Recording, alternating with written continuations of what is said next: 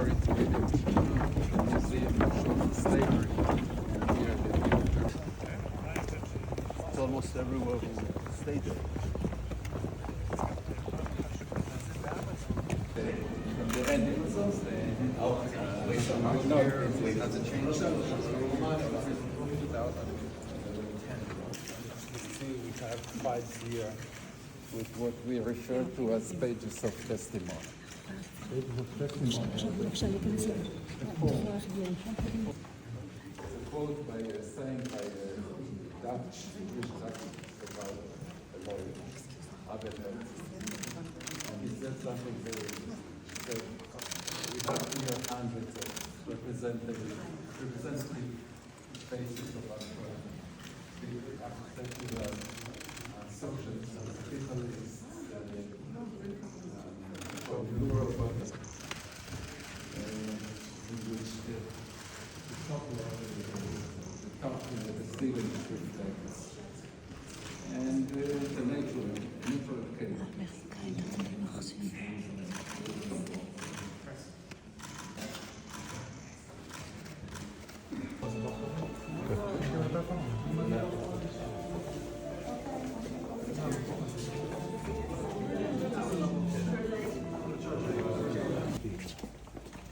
Look at this. It says last name Reich, first known and blank. Born 11 September 1144 in Auschwitz. I have a fixation. I think about the Secretary of State of the United States of America, His Excellency Mr. Gideon Saar, Minister of Foreign Affairs of the State of Israel, Mr. Danny Dayan, Chairman of Yad Vashem, ladies and gentlemen. We have gathered here in the Hall of Remembrance at Yad Vashem on the Mount of Remembrance, Jerusalem, to commemorate the 6 million Jews murdered by the Nazis and their collaborators. I am honored to invite His Excellency Mr. Marco Rubio, Secretary of State of the United States of America, to rekindle the eternal flame in the Hall of Remembrance.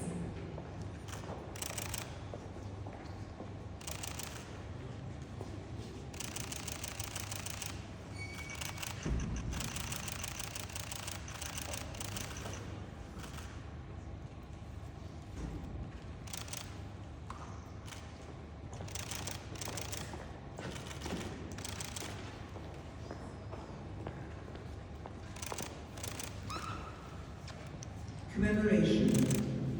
As we rekindle the eternal light in this hall of remembrance before the sacred remains of our martyrs, we unite with the blessed memory of 6 million of our people who died a martyr's death at the hands of the German Nazis and their collaborators.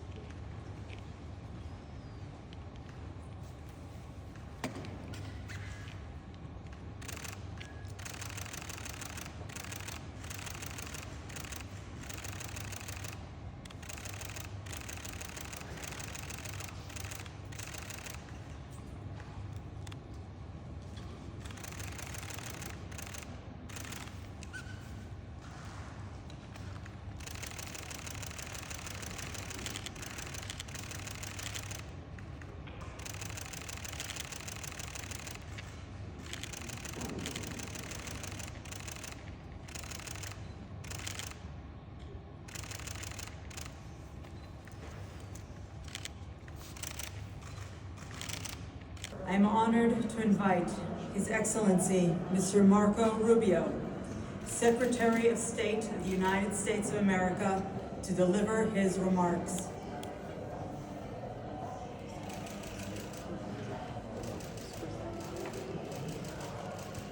Standing here today, we are reminded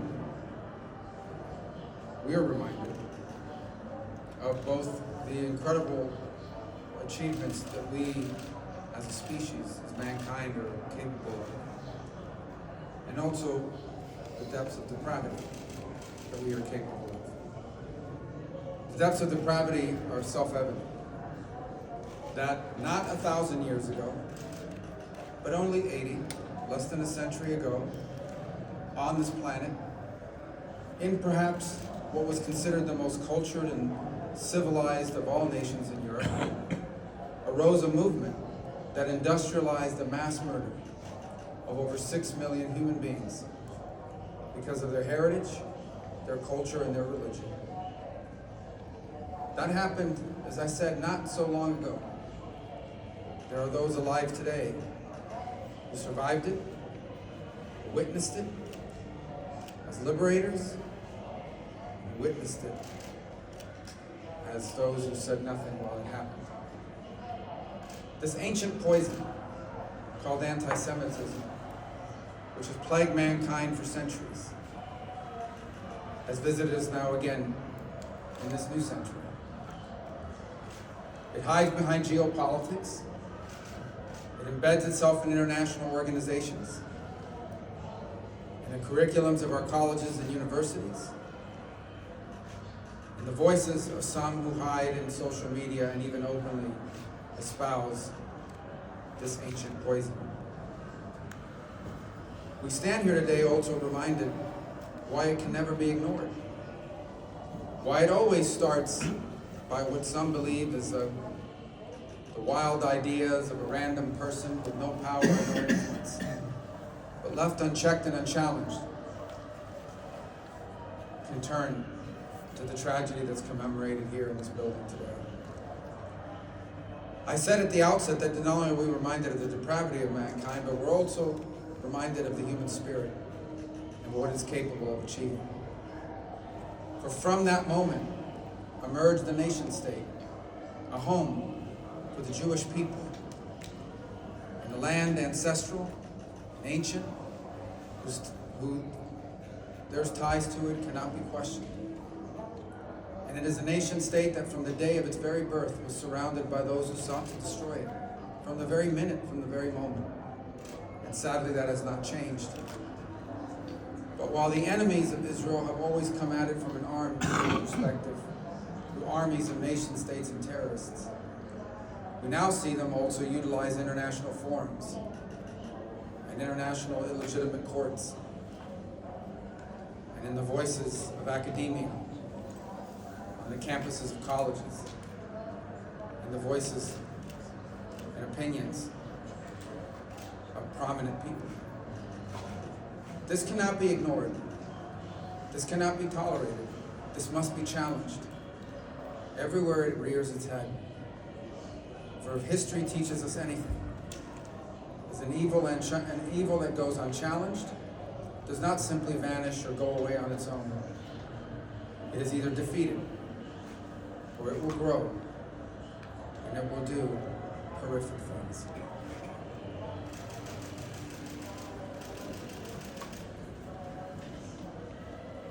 Thank you, Secretary of State Rubio.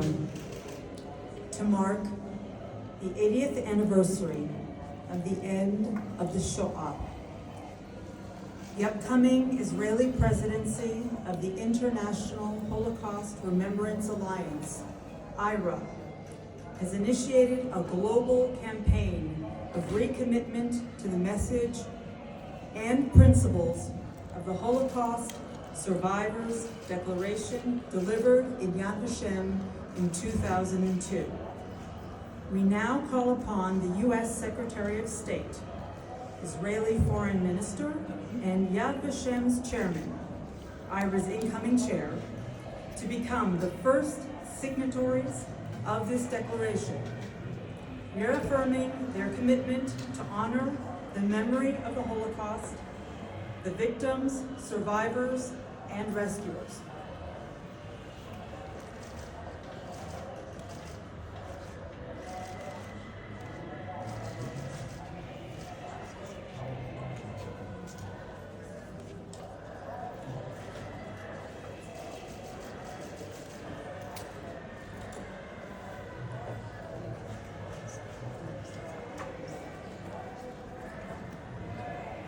I now invite His Excellency, Mr. Marco Rubio, to sign the Yad Vashem guest book.